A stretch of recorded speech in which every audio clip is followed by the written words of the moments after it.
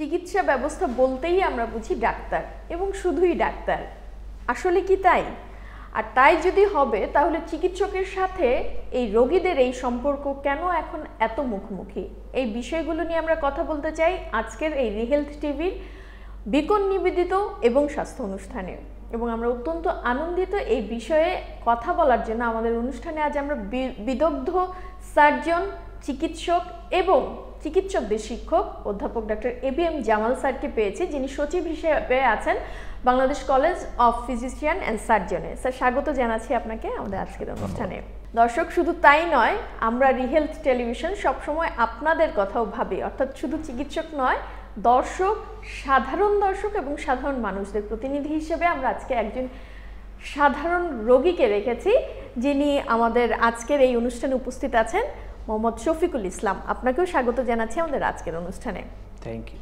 জি দর্শক, আজকে আমরা প্রথমেই আসলে জানার চেষ্টা করব যে কেন চিকিৎসক এবং চিকিৎসা সেবা যারা নিচ্ছে অর্থাৎ রোগীরা, কেন আমাদের এই দুরবস্থা বা সম্পর্কটা কি এখনই এরকম না আগের থেকেই ছিল? স্যার, আপনার কাছেই প্রথমেই আসবো, সেটি হলো আপনার কাছ থেকে আমরা শিখেছি কিভাবে চিকিৎসক এবং রোগীর সম্পর্ক হওয়া উচিত, ডক্টর পেশেন্ট রিলেশনশিপটা আইডিয়াল কীরকম হবে, এই বিষয়গুলো নিয়ে সবসময় আপনি বলতেন। তো আপনার কাছেই আবার আজকে জানতে চাইবো যে সম্পর্কটা কেন এত বেশি মুখোমুখি হয়ে গেছে, আপনার কাছে জানতে চাই। ধন্যবাদ। এটা আমরা দেখছি, এখনকার বাস্তবতাটা এটাই যে আসলে কিছুটা হলেও আমরা মুখোমুখি, কিন্তু এটা তো হওয়ার কথা ছিল না। কারণ হচ্ছে যে চিকিৎসা ব্যবস্থাটাই কিন্তু রোগী এবং চিকিৎসক মিলিতভাবেই কিন্তু চিকিৎসা ব্যবস্থা। এর সাথে আরও অনুষঙ্গ অনেক কিছু আছে, যেমন নার্স আছেন, প্যারামেডিক্স আছেন, আরও যেমন ফার্মাসিস্ট আছেন। কিন্তু মূলত কিন্তু সাধারণভাবে আমরা যদি বলি, চিকিৎসা কার্যে নিয়োজিত থাকেন চিকিৎসক এবং সেটা গ্রহণ করেন হচ্ছে রোগী। তার সাথে রোগীর আত্মীয় স্বজন এবং বন্ধুবান্ধব এরাও থাকেন হয়তো কোনো কোনো সময়। এই মুখোমুখিটা যদি আমরা পজিটিভ সেন্সে বলি, তাহলে অবশ্যই চিকিৎসক তো রোগীর সাথেই সম্পর্কযুক্তই হবেন, মুখোমুখি থাকাটাই স্বাভাবিক। কিন্তু আপনি যে অর্থে মুখোমুখি বলছেন সেটা হচ্ছে যে এটা একটা সাংঘর্ষিক ভাব বা রূপান্তরিত হয়েছে, যেইটা আসলে কখনোই কাম্য না। এবং এটা দেখেন চিন্তা করে যে এটা কিন্তু দুজনের কারোর জন্যই কিন্তু সুখকর না। কারণ রোগী তার রোগ চিকিৎসা করতে আসছেন, সে কিন্তু চিকিৎসকের কাছে আসছেনই কিন্তু একটা সলিউশন নেওয়ার জন্য। আবার ডাক্তার তার প্রফেশনটাই তো রোগীকে নিয়ে, তো রোগী ছাড়া তো তারও চলবে না, কারণ সে তো তাহলে প্রফেশনালি আসলে সে ইনক্যাপাবল হয়ে যাবে। তো কাজেই দুজনের সাথে সম্পর্ক বন্ধুত্বপূর্ণ হবে, স্বাভাবিক হবে এবং অত্যন্ত হৃদয়গ্রাহী একটা পারিবারিক একটা পরিবেশের মধ্যে দিয়ে তারা চিকিৎসা কার্য পরিচালনা করবেন।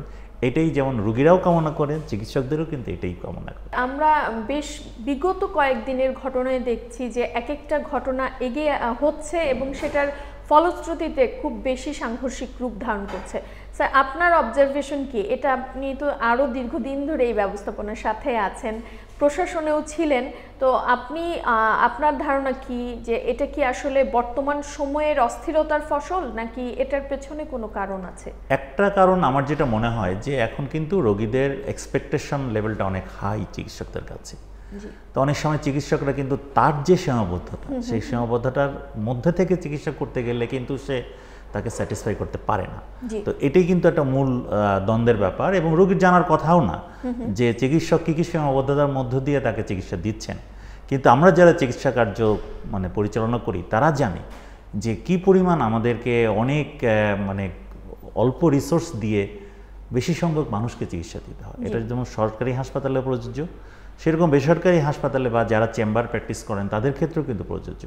অনেক সময় দেখা যায় যে তাদের সাথে যারা তাদের সহায়তা করার কথা, সেই সহায়তা করার দায়িত্ব যারা, তারা ঠিকমতো দায়িত্ব পালন করছেন না। আপনি প্রায়ই শুনবেন যে বড় বড় ডায়াগনস্টিক সেন্টার বা বড় বড় চেম্বার, যেখানে বড় বড় হাসপাতাল, তার আউটডোরে একটা সবসময় একটা হইচই লেগে থাকে। কারণটা কি? কারণটা হচ্ছে ওই ডাক্তার বা ওই রোগী কিন্তু এর সাথে সম্পর্কযুক্ত না। দেখা যায় যে অ্যাটেন্ডেন্ট, ডাক্তারের যে অ্যাটেন্ডেন্ট, সে হয়তো খুব মিসবিহেভ করছে, হয়তো যার ক্লিনার সে কিন্তু জায়গাটাকে পরিষ্কার করছে না, যার জন্য দুর্গন্ধ ছড়াচ্ছে। রোগী যেখানে অবস্থান করেন সেখানে তো একটুটা হলেও দুর্গন্ধ বেশি থাকবে, স্বাভাবিক, তার অসুখের কারণেই। কিন্তু সেটা যে এক্সট্রা ইফোর্ট দিয়ে পরিষ্কার করার কথা বা পরিষ্কার রাখা উচিত সেটা হয়তো রাখছেন না। কাজে রোগী এবং রোগীর আত্মীয় স্বজন কিন্তু ওই পরিবেশটাকে সে আর মেনে নিতে পারছেন না। কাজে তখন কি হয়, এটা কিন্তু সরাসরি প্রভাব বিস্তার করে ওই চিকিৎসক এবং রোগীর যে সম্পর্ক তার উপরে। আবার ধরেন একটা জিনিস যে আমরা যদি বলি, এই যে ধরেন মাঝে মাঝে দেখি আমরা যে যতটুকু, এই যেমন হঠাৎ করে খুব টেম্পারেচার বেড়ে গেল, খেয়াল করে দেখেন এই টেম্পারেচারের জন্য যেমন মানুষ অসুস্থ হয়ে পড়েছে, আবার এই একটা অসুস্থ মানুষ কিন্তু যেখানে চিকিৎসা নিতে যাবে সেখানকার টেম্পারেচারটা যদি তার অনুকূলে না থাকে, সে কিন্তু একটু হলেও বিরক্ত হবেন, সে একটু হলেও অসুস্থ হবেন, একটু হলেও কিন্তু তার ক্ষোভ প্রকাশ করবেন। কাজে আপনি দেখেন যে হয়তো বিদ্যুতের সমস্যা, হয়তো তাপমাত্রার সমস্যা, কিন্তু সেটা যে পড়ছে আসলে চিকিৎসক এবং রোগীর সম্পর্কের উপরে। একটু যদি আমরা অন্য দিক থেকে ভাবি, আমরা তো চিকিৎসক যারা আছি তারা সব সময় সামনে থাকছে, আবার অন্য দিক থেকে রোগীও তাকে সামনে দেখেই অভ্যস্ত, এবং এই যে নেতৃত্ব দানের জায়গাটায় চিকিৎসক আছেন, চিকিৎসক কি পারছেন আসলে তার পেছনের যে অংশগুলো আছে সবগুলোর দায়িত্ব কি তার উপরে থাকছে, নাকি এই দায়িত্বটা আসলে অন্য কোথাও বন্টন করা উচিত? এই বিষয়ে এটা একটা খুব চমৎকার প্রশ্ন করেছেন। আসলে উন্নত দেশগুলোর দিকে যদি আমরা তাকাই তাহলে আমরা দেখব যে প্রতিটা হাসপাতালে কিন্তু একটা ম্যানেজমেন্ট, একটা গ্রুপ থাকে, তারা কিন্তু শুধু ম্যানেজারিয়াল কাজটাই করে।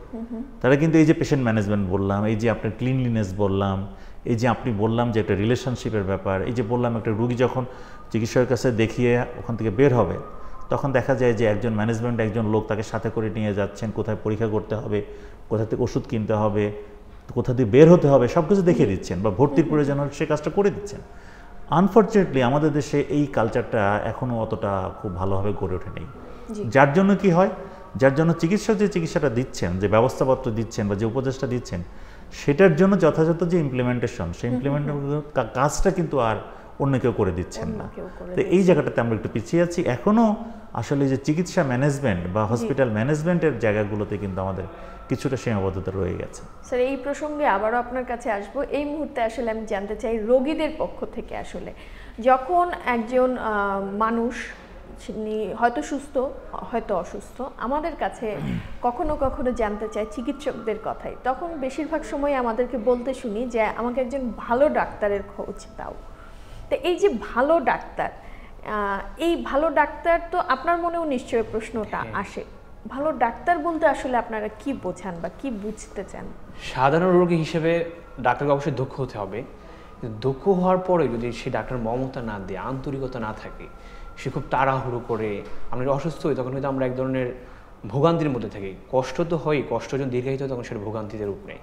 তো এই ভোগান্তির সময়টা আমরা চাই যে আমাদের একটু মমতা দিবে, একটু সময় দিবে, একটু বুঝিয়ে দেবে অসুস্থতাটা কি, কিন্তু অনেক সময় এটা পাই না। তখন মনে হয় যে ডাক্তারটা ভালো না। তো ভালো ডাক্তার বলতে আমরা বুঝি যে উনি দক্ষ হবেন, দক্ষ হওয়ার পাশাপাশি উনি একটু মমতার সাথে কথা বলবেন, একটু রোগটা সম্পর্কে জানাবেন, বিষয়টা কেন হলো, এটি কী করলে ডায়াগনোসিস হবে, তাড়াহুড়ো না করে একটু মমতার সাথে কথা বলা। কমিউনিকেশন স্কিলটা যদি দক্ষ মানে খুব স্মার্ট হয়, তার দক্ষ ডাক্তার এবং দক্ষ কমিউনিকেশন স্কিল, তখন আমি মনে করি অ্যাজ এ সাধারণ রোগী হিসেবে যে ডাক্তাররা তখন ভালো।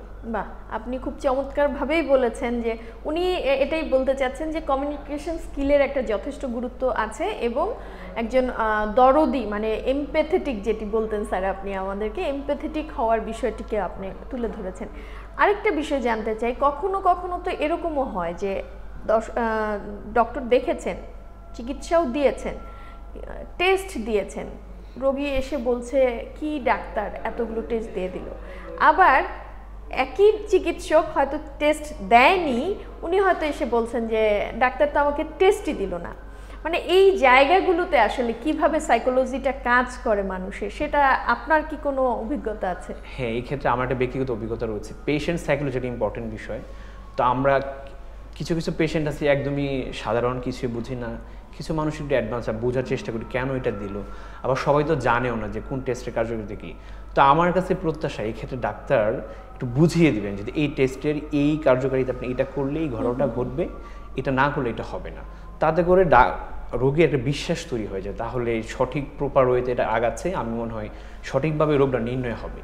এই ক্ষেত্রে আমার মনে হয় এটা স্যার এই গুরুত্বপূর্ণ। প্রসঙ্গে যদি আমরা আসি সেই ক্ষেত্রে হচ্ছে যে আমরা বিশ্বের অন্যান্য দেশের কথা বলি, উদাহরণ দিই, এবং বেশিরভাগ ক্ষেত্রেই দেখা যায় যে চিকিৎসকদের সাথে রোগী কতক্ষণ দেখা করবে তার একটা স্ট্যান্ডার্ড সময় অবশ্যই, নির্ধারণ করা আছে এবং সেই অনুযায়ী ভিজিটও নির্ধারণ করা হয়েছে।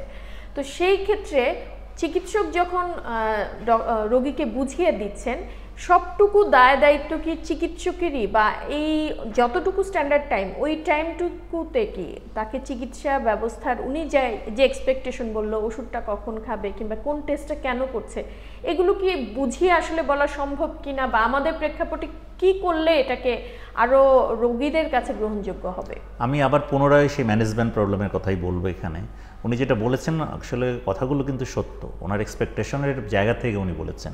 এবং আমি যদি রোগী হয়ে কোনো জিনিসের সাথে কাছে যে দেখা করতে যাই, আমি কিন্তু এই জিনিসটাই আশা করবো, এটাও ঠিক। কিন্তু দেখেন একটা প্রবলেম কি, যে আমি যেটা বললাম যে ম্যানেজমেন্টে আমাদের যে প্রবলেমটা আছে, ডাক্তার হয়তো বুঝিয়ে দিলেন, কিন্তু যেই নার্সের কাছে গেলেন, নার্স হয়তো একটা ইঞ্জেকশন দেওয়ার আগে কখনো তার সাথে একটা কথাই না বলে হুট করে ইঞ্জেকশনটা দিয়ে দিলেন। তার মানে ওই দক্ষতা, ওই যে স্কিলটা যেটা বললেন, ওই যেটা এমপ্যাথেটিক ওয়েতে দেওয়ার কথা, তার মানে নার্সেরও একটা রোল আছে। শুধু নার্সের ইঞ্জেকশন দেওয়াটাই, ওষুধ দেওয়াটাই কাজ না, কি করে খেতে হবে বুঝিয়ে বলা, খাবারের আগে খেতে হবে না খাবারের পরে খেতে হবে, পানি দিয়ে খেতে হবে নাকি এমনি খাবে, এই যে ব্যাপারগুলো, তাহলে তার পার্ট থেকে এটা। সে হয়তো ফার্মেসিতে ওষুধ কিনতে গেল, আমাদের খুব কম ফার্মেসির যারা কাজ করেন, এটা কিন্তু একদম জাস্ট চাকরি করেন, এরা কিন্তু এক্সপার্ট না। এরা কিন্তু কোনো ওষুধ দিলে পারে কখনো বুঝিয়ে দেন না যে এই ওষুধটা দিনে 2 বার খাবেন, লেখা তো আছে তার সামনে প্রেসক্রিপশন, সে তো রোগীর চেয়ে একটু বেটার জানে, প্রেসক্রিপশন পড়তে ভালো জানে না, সে না পারলে তো সে ওষুধটাই দিত না। কিন্তু ওই প্রেসক্রিপশনে সে হয়তো বাংলাতেই লেখা আছে যে একটা করে দিন 3 বার খাবেন খাবার আগে। কিন্তু ওই ফার্মেসির যে ভদ্রলোক, ওনার কাজ হচ্ছে যে ডাক্তার হয়তো বুঝিয়ে দিয়েছে কি দেয়নি সেটার যে ইম্পর্টেন্ট, সে তো ওষুধ দিচ্ছে, সে কিন্তু বলবে এটা কিন্তু লাল রঙের ওষুধ, এটা কিন্তু আপনি কখনোই, এটা কিন্তু বাচ্চাদের থেকে দূরে রাখবেন, এটা কিন্তু আপনি ফ্রিজে রাখবেন, এটা কিন্তু আপনি একটু মানে শুষ্ক জায়গায় রাখবেন, ড্যাম যাতে না হয় এটা কিন্তু আপনি এভাবে করবেন, এত ডিগ্রি টেম্পারেচারে আপনি ইনসুলিনটা রাখবেন, এই বোঝানোর দায়িত্বটা কিন্তু আসলে ওই যে ফার্মেসির যে লোকটা তার। তো এই যে ডেফিসিয়েন্সি, আমি অবশ্য এই ক্ষেত্রে আমি বলবো যে এখানেও মূল দায়িত্বটা বা দায়টা ডাক্তারের উপরেই আসে, কারণ আমরাও তো তাদেরকে ওইভাবে নার্সদেরকে বা প্যারামেডিক্স অথবা যে বললাম ফার্মেসিম্যান, তাদেরকে ওইভাবে দক্ষ করে তুলি নাই যে কথা বলে। আর ডাক্তার কিন্তু সবসময় বলি যে এই যে হেলথ কেয়ার প্রোভাইডার টিমের লিডারকে দেখে কিন্তু অন্যরা শেখে। তো ডাক্তার যদি একটু সময় দিয়ে, যেমন ইনভেস্টিগেশন, হয়তো যে ইনভেস্টিগেশন করলো টেকনিশিয়ান, ব্লাডটা ড্র করলো, সে হয়তো বলবে, সে তখনই বলবে যখন দেখবে যে ডাক্তার সাহেব আমার এই ইনভেস্টিগেশনটা রিপোর্টটা সুন্দর করে রোগীকে বুঝায় বলছেন যে তোমাকে কিন্তু ব্লাডটা কাউন্টটা করতে হবে, এই করলে আমরা এইটা বুঝতে পারবো। তারপর রিপোর্টটা যখন আসলো তখন বললো তোমার ব্লাড কাউন্টে কিন্তু এটা একটু খারাপ আছে, এটা ভালো আছে, ভয় পেও না, আমি দিচ্ছি, ঠিক হয়ে যাবে। তখন কিন্তু ওই টেকনিশিয়ানটাও ওই টিমের পার্ট হিসেবে সেও কিন্তু প্র্যাকটিস করবে, যে সেও কিন্তু ব্লাডটা ড্র করার আগে বলবে যে আপনি ভয় পাবেন না, কষ্ট পাবেন না, আমি অল্প একটু ব্লাড নিব, পুরো শরীরের রক্ত নিব না। রোগী তো বুঝবে না, সে তো ভাবে যে আমার সব রক্তের কথাই নিয়ে নিচ্ছে। তাকে যদি আশ্বস্ত করা যায় না আমি মাত্র 1 সিসি এতটুকু পরিমাণ রক্ত নিব, এতে আপনার কোনো ক্ষতি হবে না। দেখেন, তার মানে এই পুরো ব্যাপারটাতে সবারই কিন্তু একটা রোল প্লে করলে পারে। আসলে কিন্তু রোগী সবার কাছ থেকে এক্সপেকটেশনটা করে, সেই এক্সপেকটেশনের বলার জায়গাটা এসে ডাক্তারের উপরে পৌঁছায়। ঠিক একইভাবে অনেক সময় আমরা দেখি যে হ্যাঁ, চিকিৎসক, অনেক বড় চিকিৎসক, হয়তো অধ্যাপক, বিভাগীয় প্রধান, এরকম কোনো চিকিৎসক লিখে দিয়েছেন, প্রেসক্রিপশন করেছেন, কিন্তু উনি প্রেসক্রিপশনটা নিয়ে যে ঔষধের যে যিনি দোকানে আছে তার কাছেই যে বলছে যে আমাকে দেখেন তো কি ওষুধ দিল, এটা কি ঠিক হলো কিনা, বা ওষুধের বিক্রেতাই হয়তো বলছে যে আপনাকে তো ঘুমের ওষুধ দিয়েছে, আপনার এই সমস্যা আছে। এই ক্ষেত্রে আসলে কোন সাইকোলজিটা কাজ করে বা এটা কেন হয়? আমরা প্রায়ই দেখি এরকম কাজ করছেন। আমার কাছে মনে হয় যে ডাক্তার আমরা কি চাই, আমার কাছে মনে হয় ব্যক্তিগতভাবে যে সহানুভূতির জায়গাটা। এখন আমরা পেশেন্ট হিসেবে অনেক হয়তো বুঝি না, আমরা খুবই কম দক্ষ, মেডিকেল কোনো টার্মই জানি না, কিন্তু যেরকম মমতার সাথে বুঝিয়ে বলা হয় যে এই আপনাকে 5টা ওষুধ দিলাম, একটা ওষুধ গ্যাস্ট্রিকের, খাবার আগে খাবেন, বাকি 2টো ঘুমের, বা একটা ঘুমের, একটা ব্যথার। তো ডাক্তারের সাথে একটা, যখন ডাক্তার আমার সাথে কথা বলে তখন কিন্তু একটা মমতার আদান প্রদান হয়, মানে 2 মিনিট সময় দেয় আমাকে।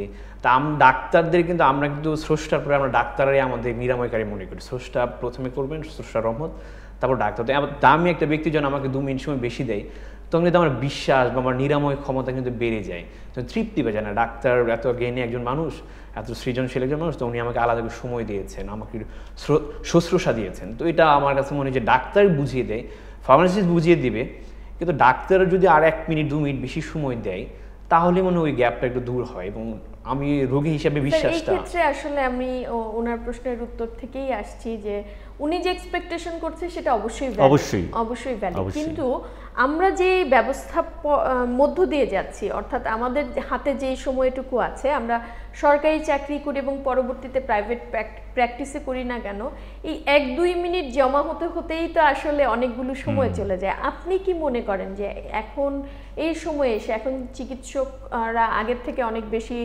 প্র্যাকটিস করছেন বা সংখ্যাও বেশি, সেই ক্ষেত্রে কি এখন সময় আসলে এসেছে যে চিকিৎসক কতজন রোগী দেখতে পারবে প্র্যাকটিসে, এই ধরনের কোনো কিছু নির্ধারণ করার মতো সময় কি এসেছে, নাকি এখনো সেদিকে যাওয়ার মতো? এটা ব্যাপারে আমি যদি বলি যে আইন করে কিন্তু এটা ইমপ্লিমেন্ট করাটা কঠিন, কারণ দেখেন আপনি যদি বলেন যে অনেক, যেমন আপনি সার্জন আমি সার্জন, আমাদের অনেক সার্জারি পেশেন্ট চলে আসে, আমরা কিন্তু রোগী বসলে পরেও ডায়াগনোসিসটা করে ফেলতে পারি, যে লাইপোমা, যেমন এখানে ঠোঁট কাটা একটু রুগী, তাই না, এটা কিন্তু ডায়াগনোসিস করতে আমার বেশি কষ্ট লাগে না, বেশি সময় লাগে না। কিন্তু আবার একটা পেটে ব্যথা, তাকে আমাকে অনেক সময় নিয়ে অনেক ইয়ে করে করতে হবে। আবার দেখেন যে স্পেশালিটি টু স্পেশালিটি ভ্যারি করে। ধরেন একটা মানসিক রোগ বিশেষজ্ঞ, উনি 10টা রোগী দেখতে যেই সময় নেবেন, তার কিন্তু কমপক্ষে 3 থেকে 4 ঘন্টা সময় লাগবে 10টা রোগী দেখতে। কিন্তু এই সময়টা তো একজন ডার্মাটোলজিস্টের লাগবে না, তাই না? সে কিন্তু প্রতি ঘন্টায় 10টা রোগী দেখতে পারবে, কারণ তাতে স্পট ডায়াগনোসিস অনেকটা। কাজেই আমি সবাইকে যদি একভাবে বলে দেব যে আপনি সর্বোচ্চ 20টা দেখবেন, আপনি সর্বোচ্চ 10টা দেখবেন, এতে কিন্তু রোগীরাও ডিপ্রাইভড হবে। কেন ডিপ্রাইভড হবে? যেমন আমি একটা উদাহরণ দিই, সেদিন একটা কথায় একটা আসছিল, আমাদের খুব সিনিয়র একজন শিক্ষক, উনি ডাক্তার, উনি মেডিসিনের বিশেষজ্ঞ ছিলেন, নামটা আমি এখন উজ্জ্বল রাখি। উনি কথায় বলেছিলেন যে উনি অনেক রোগী দেখেন। তার জুনিয়র একজন প্রশ্ন করেছিল, বলে যে না, আমি অনেক রোগী দেখি না, কিন্তু আমি যখন রাত 11টা বা 12টার সময় চলে যাব, আমার যখন আর মনে হচ্ছে, তখন আমার বাইরে থেকে যদি আমার অ্যাটেন্ডেন্সে বলে, স্যার এই রোগীটা পিরোজপুর থেকে আসছে লঞ্চ ভাড়া করে, আপনি যদি আজকে না দেখেন তাকে হোটেলে থাকতে হবে, খরচ করতে হবে, কালকে বাড়িতে সে কাজ করতে পারবে না, তখন আমার করণীয় কি হতে পারে? আমি কি সেই রোগীটাকে দেখব কি দেখব না? এখন আমি যদি আইন করে এই যে পরিস্থিতিটার প্রেক্ষাপটটা চিন্তা না করে আইন করে ফিক্সড করে দেই যে 20টার বেশি আপনি 21টা দেখতে পাবেন না, তাহলে তো ওই রোগীটাকে আরো বেশি কষ্ট দেওয়া হবে, ভোগান্তির মধ্যে পড়বে। কাজেই এই যে এই জিনিসগুলো সবগুলো চিন্তা করতে হবে। ইন জেনারেল আমি যেটা বলি, যদি আমাদের চিকিৎসা সমাজ সত্যিকার নিয়ম মেনে ইথিক্যাল প্র্যাকটিসটা করেন, তাহলে কিন্তু অনেক বেশি রোগীও দেখবেন না উনি, আবার উনি কিন্তু কোনো রোগীকে ফেরতও দেবেন না, এই যে ইথিক্সের প্রশ্ন থেকে।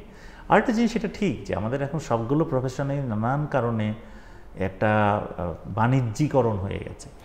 এমন দেখেন অনেক জায়গায় আপনি শুনবেন এরকম যে কোনো বড় বড় সেন্টারে যারা ওখানে প্র্যাকটিস করেন তাদেরকে নাকি একটা দিয়ে দেওয়া হয়, টার্গেট দিয়ে দেওয়া হয় যে আপনাকে এতগুলো পরীক্ষা দিতে হবে মাসে, এতগুলো রোগী না দেখলে আমার এটা চলবে না, আমার ডায়াগনস্টিক সেন্টার বন্ধ হয়ে যাবে। তো এটা দেখেন, তাহলে এর পেছনে কারণটা কি আছে? পেছনের কারণটা হচ্ছে পুরো বাণিজ্যিক দৃষ্টিভঙ্গি। তাহলে এই যে সামগ্রিক বাণিজ্যিক দৃষ্টিভঙ্গির একটা মানে ভুক্তভোগী হচ্ছে রোগী, এবং সেটা করতে বাধ্য হচ্ছেন হয়তো চিকিৎসক। যে একটু আগে ওষুধের কথা বললেন উনি, ফার্মেসিতে দেখেন, ফার্মেসিতে আবার একটা মানে ভিন্ন ধরনের বাণিজ্যিকরণ চলেন, যেটা আমাদের রোগীরা অনেক সময় বুঝতেই পারেন না। ধরেন ডাক্তার একটা খুব ভালো কোম্পানির একটা ওষুধ লিখে দিলেন, একটা অ্যান্টিবায়োটিক, যখন ফার্মেসিতে গেলেন, ফার্মেসি জানে সে ওষুধটা আছে, কিন্তু সেখানে লাভের মার্জিনটা খুব কম, সে তার জন্য সে সঙ্গে সঙ্গে বলবে যে এইটা তো নেই, কিন্তু একই রকম অন্য একটা ওষুধ আছে, এইটা নিয়ে যান। রোগী তো সরল বিশ্বাসে সে ওষুধটা নিয়ে যাবে, কিন্তু সেটা যে নিম্নমানের, সেই নিম্নমান ওষুধ খেয়ে তো সে সুস্থ হবে না। তো এইখানে কোন জিনিসটা কাজ করছে দেখেন, এখানে কাজ করছে কিন্তু ওই ওষুধের ফার্মেসির যারা অনার, তাদের এই যে অতি লোভী একটা জিনিস মনে রাখবেন, সরকার কিন্তু এখন মানে স্বাস্থ্য এবং চিকিৎসা যে নিয়মগুলো করেছে, আইনগুলো করেছে, তার ফলে কিন্তু প্রত্যেকটা ওষুধের মিনিমাম একটা লাভের মার্জিন কিন্তু রেখেই তারা বিক্রি করেন। কিন্তু এর থেকে অতিরিক্ত লাভ করার যে মানসিকতা, সেটার জন্যই কিন্তু তারা নিম্নমানের ওষুধ উচ্চ দামে বিক্রি করে দিচ্ছেন। তার মানে আমরা একটা দিক দেখতে পাচ্ছি কিন্তু স্যার, যে এই যে প্রফেশনালি যে কমার্শিয়ালিজমের কথাটি উঠে আসছে, যে বাণিজ্যিকরণের জন্য একটা বড় সমস্যা তৈরি হচ্ছে। আমরা কখনো কখনো এরকমও দেখি যে কোথাও কোনো সংকট দেখা গেল, রোগীর সাথে আগে সেই লোকটিও ছিল না, কিন্তু কোথা থেকে যেন তারপরে অনেক লোক চলে আসছে, এবং চলে আসার পরে দেখা যাচ্ছে ডাক্তারের উপর চড়াও হচ্ছে। এবং চড়াও হওয়ার আরেকটা বড় কারণ তাদের থাকে যে কিছু টাকা সেখান থেকে জোগাড় করা যায় কিনা বা নিয়ে নেওয়া যায় কিনা। তো এই বিষয়গুলোর পিছনে যে কমপ্লেক্স চিন্তা ভাবনা কাজ করে, এগুলো কি আপনি আপনাদের ওই তরফ থেকে মানে রোগীদের পক্ষ থেকে কিছু বোঝেন বা আপনার কোনো আইডিয়া আছে কি? ব্যক্তিগতভাবে মনে করি সামাজিক মূল্যবোধের একটা জায়গা রয়েছে, আমাদের সামাজিক মূল্যবোধের জায়গাটা খুব দুর্বল হওয়ার কারণে এটা হয়। এই স্যার যেটা বললো, আমি ওইটা মনে করি যে ডাক্তারকে আমরা সে দেখি, ডাক্তার ফ্রন্ট লাইনার, কিন্তু ওনার পেছনে আমরা যে কোনো সরকারি হসপিটালে যাই, ডাক্তারের কাছে যাওয়ার আগে কিন্তু আমরা অনেকগুলো ধাপ পার করতে হয়। তো সেখানে টিকিট কাটতে গেলে ঝামেলা, অনেক লম্বা সিরিয়াল, ক্লিনাররা ভালো ব্যবহার করছে না, ওয়াশরুম ব্যবহার করতে পারছি না। তো সামগ্রিক ক্ষোভ, রাগ, বিরক্তি শেষ পর্যন্ত ডাক্তারের কাছে যাই, তখন ডাক্তারের সামনে গিয়ে আমরা সেটা সুযোগটা পাই, ক্ষেত্র বিশেষে সেটা হয়। এবং এই যে সামাজিক মূল্যবোধের যে অভাবটা, যে ডাক্তার আমাকে সেবা দিচ্ছে, আমরা না সেবাব্রতী মেয়েটা নিজের মধ্যে থাকে না। আমি ভাবি যে ডাক্তারে আমাকে দিবে, তা আমাকে যে রিসিভ করতে হবে সামাজিকভাবে, আমাদের যে রিসিভ করার বা সম্মান দেয়া। তো ডাক্তারদের বিষয়ে আমি রোগী হিসেবে যেটা মনে করি, দেশে আইন রয়েছে বা একটা আপনাদের ডাক্তারদের দেখভালের জন্য বিএমডিসি একটা প্রতিষ্ঠানও রয়েছে, তো যথাযথ আইনি প্রক্রিয়া যাওয়া উচিত। ওখানে আসলে সিন ক্রিয়েট করে আসলে লাভ হয় না। কিন্তু রোগীদের কিছু অতি উৎসাহী আত্মীয় স্বজন থাকে বা তাদের সামাজিক মূল্যবোধের অভাব থাকে, কেউ বাজে আচরণে অভ্যস্ত থাকে, এক্ষেত্রে ঘটনাগুলো ঘটে। তো এটা কোনোভাবে কাম্য নয়। তো সার্বিকভাবে আবার ডাক্তাররাও যেহেতু ফ্রন্ট লাইনার, তো ওনাদেরকে আমরা দেখি, কিন্তু ডাক্তারের পাশে বা অ্যাসিস্ট্যান্ট যারা থাকে তাদের যে মিসবিহেভ, সেটা আসলে ওনাদের উপর যায় না, শেষ পর্যন্ত ডাক্তারের উপর এটা আমাদের খুব রেগে হয়, যেটা একটা ব্যাড প্র্যাকটিস। উনি খুব চমৎকার একটি কথা বলছিলেন। এই প্রসঙ্গে বলছি যে যারা জুনিয়র ডক্টর তাদেরকেই বেশিরভাগ এই সময়ে এই পরিস্থিতির শিকার হতে হয়, যে ঘোলা পানিতে মাছ শিকারের কথা যেটি বলছিলাম। কখনো কখনো দেখা যায় যে আশেপাশের প্রভাবশালী নেতারা অথবা পাতি নেতা বলা হয়, অথবা কখনো কখনো সাংবাদিক, এরা যে ওই সময়টাকে বেশ উস্কানি দেয়, কিছু আর্থিক মুনাফা লাভের বিষয়ও থাকে। এই সমস্ত ক্ষেত্রে আসলে একজন চিকিৎসক যে আসলে হয়তো চিকিৎসা সেবাটা দেয়াটাই শিখেছে, এইসব জটিল সমস্যার ভেতরের থেকে কিভাবে প্রস্তুতি নিতে হবে জানে না, তার জন্য আপনার কি পরামর্শ? আসলে না জানাটা কিন্তু এক্সকিউজ না, আমি বলবো। কারণ হচ্ছে যে সে যদি সত্যিকার অর্থে একজন চিকিৎসক হিসেবে গড়ে ওঠে, সে তো ওই পরিবেশে দেখে দেখেই গড়ে উঠেছে, তার সিনিয়ররাও কিন্তু এগুলো ফেস করেছে। তো সেখান থেকে কিন্তু শেখার ব্যাপার আছে, যে কোনো একটা সংঘর্ষে না যেয়ে এরকম একটা অপ্রীতিকর অবস্থা থেকে কি করে বের হয়ে আসতে হবে, এটাও কিন্তু তার একটা শিক্ষার অংশ হওয়া উচিত। এবং সেটা যদি সে খুব ভালোভাবে পর্যবেক্ষণ করে, তাহলে কিন্তু আসলে এইটা খুব বেশি দূর অগ্রসর হয় না, হয়তো খুব সামান্য একটা পর্যায়ে যে আলটিমেটলি থেমে যায়। আর যারা দুষ্কৃতকারী, যাদের কথা বলা হলো যে ওরা আসলে সুযোগটা নেয়, এই সুযোগ তো শুধু ওরা ওখানে নেয় না, তারা থানাতে যেও তো সুযোগ নেয়, যেখানে সবচেয়ে ভয়ের জায়গা। তারা তো কোর্টে যেও, আপনারা শুনবেন, পত্রিকায় দেখবেন যে আসামি ছিনতাই করেছে, গুলি করেছে, মেরে ফেলেছে, ওরা তো সব জায়গায় করে, তাই না? ওরা বাসে করে, ট্রেনে করে, ওরা লঞ্চে করে, মানুষের বাসা বাড়িতে করে। কাজেই এইটাকে আমি মনে করি যে উনি যেটা শুরু করেছিলেন, যে শব্দটা, যে সামাজিক মূল্যবোধের যে একটা অবক্ষয়, তো অবক্ষয় হলে তো সমাজের সব জায়গায় হয়েছে, এটা শুধুমাত্র হাসপাতালে তো হচ্ছে না। তবে ঠিক হাসপাতাল, আমরা জানি যে হাসপাতালে বেশিরভাগ যারা ভর্তি থাকে তারা তো রুগী, যারা চিকিৎসা করতে তারা তো রুগী। ইন জেনারেল সাধারণ মানুষের চেয়ে কিন্তু তারাই কিছুটা অসহায়। যেখানে অসহায় মানুষের সংখ্যা বেশি, সেখানে কিন্তু যারা দুষ্কৃতিকারী তাদের টার্গেটটাও কিন্তু মানে আদায় করাটা সহজ, তাদেরকে টার্গেট করাটাও সহজ, খেয়াল করেন। আর চিকিৎসকরা তো কখনোই আসলে ওই গ্রুপ থেকে যদি কোনো আঘাত বা আক্রমণ আসে, প্রতি আক্রমণ তো করতে পারবেন না, কোনোভাবেই না। কাজে এটাও কিন্তু তারাও জানে, যারা এই সুযোগটা নেয়, যে রোগীরা অসহায়, চিকিৎসকরা অসহায় না, কিন্তু তারা এত বেশি ভদ্র, কিছু তো বলবে না, কাজে আমি যা করার আমার সুবিধাটা আদায় করে নিই। ঠিক এই জায়গায় এসে জুনিয়র চিকিৎসকদের ভেতরে আমরা কিন্তু আসলে দেখতে পাচ্ছি এক ধরনের অসহায়ত্ব বোধ কাজ করে, হতাশা বোধ কাজ করে, এবং বিভিন্ন দিক থেকে মানে চাপটা অনেক বেশি বলে মনে হচ্ছে। তো স্যার আপনি যেহেতু আমাদের শিক্ষক, আমাদের গুরুজন, আপনার জায়গা থেকে আসলে জুনিয়র চিকিৎসকদের জন্য যদি আপনি হ্যাঁ, এটা তো একটা সত্য ঘটনা যে আসলে জুনিয়র চিকিৎসকরাই কিন্তু ওরাই কিন্তু বিশেষ করে আমরা যদি বলি জরুরি চিকিৎসার ক্ষেত্রগুলোতে কিন্তু জুনিয়র চিকিৎসকের দায়িত্ব পালনটা বেশি করেন। জি। এবং যত অঘটনগুলো ঘটে তার ভিতরে বেশিরভাগই কিন্তু এই জরুরি চিকিৎসার জায়গাগুলো থেকেই।